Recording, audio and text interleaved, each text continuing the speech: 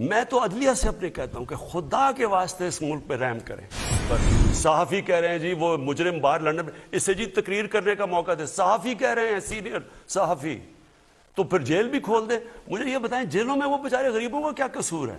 سب سے بات کرنے کے لیے تیار ہوں، لیکن مجرموں سے میں اگر جس دن میں ان کو این آر او دوں گا، ان سے مفاہمت کروں گا، میں اس ملک سے اور اللہ سے غداری کروں گا. ملک بھر میں انصاف کا نظام جتنا مفلوج ہو گیا ہے، ایک عام آدمی عدالتوں کا رخ کرنے سے گھبراتا ہے. جیسا کہ صاحب آپ نے خود کہا تھا کچھ دن پہلے کہ ہم بدقسمتی سے کرپشن کے ملزموں کو سزا تک نہیں دلوا سکتے، تو وزیر اعظم صاحب ایک عام آدمی کس سے انصاف مانگے؟ ایک نبی صلی اللہ علیہ وسلم ان کا جو حدیث ہے یہ ذرا پلیز اپنے ذہن میں ڈال لیں. ایک کہ تمہارے سے پہلے بڑی قومیں تباہ ہوئی، جدھر طاقتور کو وہ جب جرم کرتا تھا اس کو سزا نہیں ملتی تھی، لیکن صرف کمزور کو سزا ملتی تھی. اور انہوں نے پھر کہا کہ میری بیٹی بھی اگر جرم کرے گی تو اس کو سزا ملے گی. اصل میں وہ کہہ رہے ہیں قانون کی حکمرانی، کوئی قانون سے اوپر نہیں ہے. طاقتور کے لیے ہمیشہ اس ملک میں اور قانون آ گیا، اور کمزور کے لیے صرف کمزور جیلوں میں جاتے تھے. میں نے جب 8 دن جیل میں گزارے مشرف کے دور میں، وہاں سب غریب لوگ تھے. اور آج بھی آپ جیلوں میں چلے جائیں آپ کو کوئی طاقتور ڈاکو نہیں ملے گا، غریب لوگ ہیں.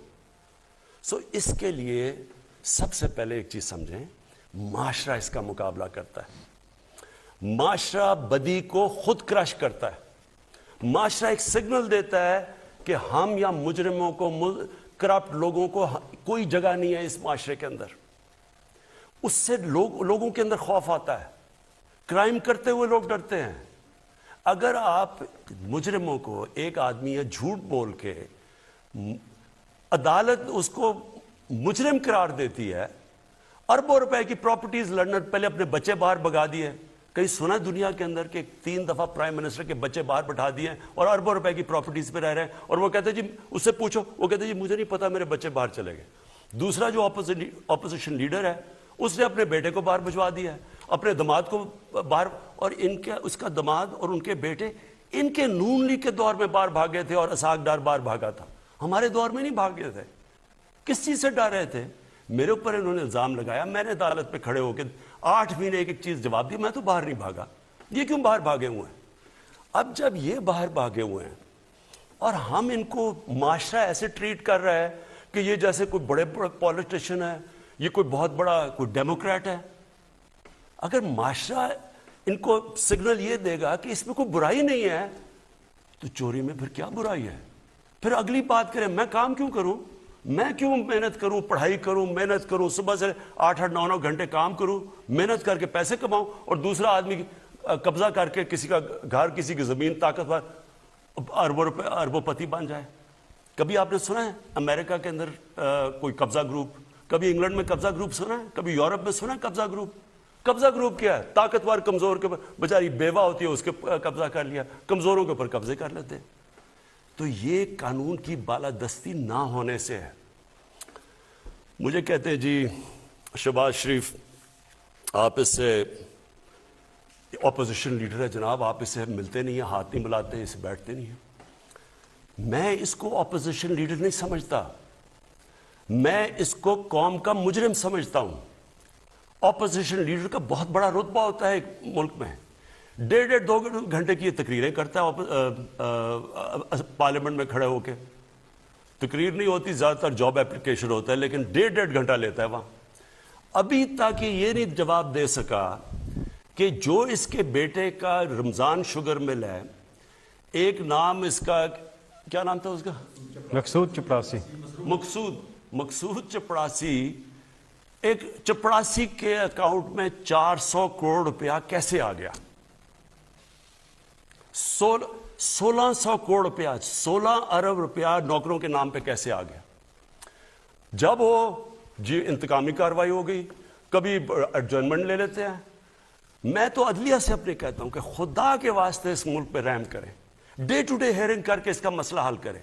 ہماری ڈیموکریسی ختم ہو رہی ہے کہ ایک آدمی نے جواب دینا ہے. نیب میں اس نے 8 ارب روپے کا جواب دینا ہے، جدھر ٹیٹیز لگی ہوئی ہیں جی پیسے کدھر سے آ رہے ہیں, وہ کوئی چینی والا ہے, کوئی پتہ نہیں فلودہ والا ہے, جو کبھی ملک سے باہر نہیں گئے وہ باہر سے کروڑوں روپے ان کو بھیج رہے ہیں, کوئی جواب دینے والا نہیں ہے. ہمیں کہے جی میرے, اچھا اس سے پوچھے جی بیٹے کا, اور جی بیٹے کو باہر بھجوا دیا اس سے جی جا کے پوچھے.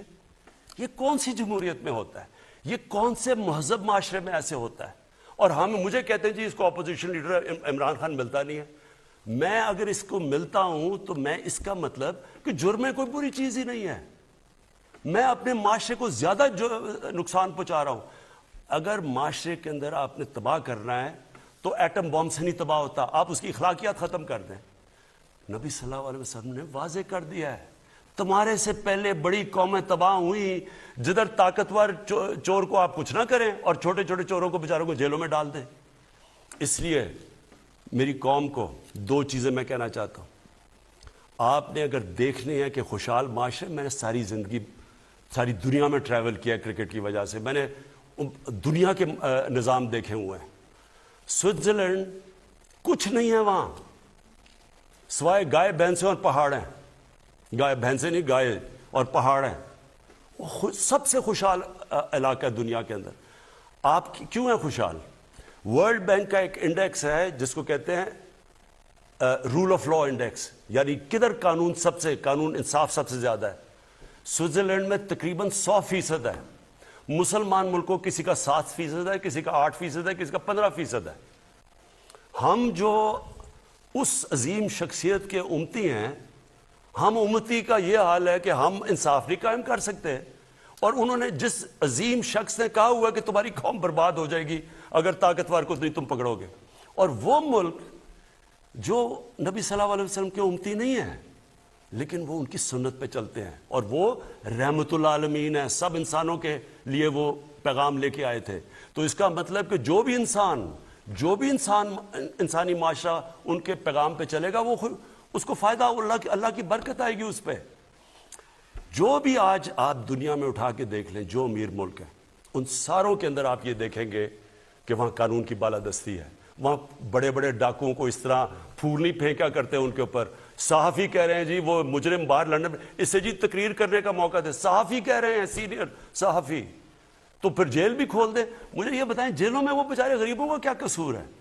ان کو تو بیچارے وہ جب جیل میں جاتے ہیں ان کے بیوی بچوں کو کھلانا پلانے کا نہیں ہوتا, تو ان کا کیا بنے گا؟ تو اس لیے اگر آپ نے یہ کرنا ہے کہ پریویلیج کلاس بنا دینی ہے, وہ قانون کے اوپر ہے, اور عمران خان جی بہت برا ہے, دیکھیں جی وہ ملک کو ساتھ نہیں لے کے چل رہا. میں سب کو ساتھ لے کے چلنے کے لیے تیار ہوں, جو بھی ہو, یعنی جس کا نظریہ میرے سے نہیں ملتا مجھے کوئی فرق نہیں پڑتا, میں سب سے بات کرنے کے لیے تیار ہوں. اور ڈیموکریسی کا مطلب ہی ہے, پی ٹی ایم ہے, ٹی ایل پی ہے, جو بھی ہے دنیا میں, بلوچ ہے, جو خوش نہیں ہے, سب سے بات کرنے کے لیے تیار ہوں. لیکن مجرموں سے میں اگر جس دن میں ان کو این آر او دوں گا, ان سے مفاہمت کروں گا, میں اس ملک سے اور اللہ سے غداری کروں گا. آج اگر آپ نے دیکھنا ہے یہ جو کامیاب معاشرے ہیں, سنگاپور جو ہمارے سامنے اوپر کہاں سے کہاں پہنچ گیا, جیسے ان کا وزیر پکڑا گیا کرپشن پہ, اس نے خودکشی کر لی, کیونکہ اسے پتا تھا معاشرے پہ اب میرا کوئی جگہ نہیں ہے. امریکہ کے اندر ایک برنی میڈوف تھا, اس نے بہت بڑا معاشرے کے اندر اس کا نام تھا. اس کا جب فراڈ پکڑا گیا, بیٹے نے خودکشی کر لی, بیوی نے طلاق دے دی, اور جو دوسرا بیٹا وہ گھر میں ہی رہ گیا اور وہی مر گیا, وہ اس نے نکلا ہی نہیں گھر سے, کیونکہ معاشرے میں جگہ ختم ہو گئی.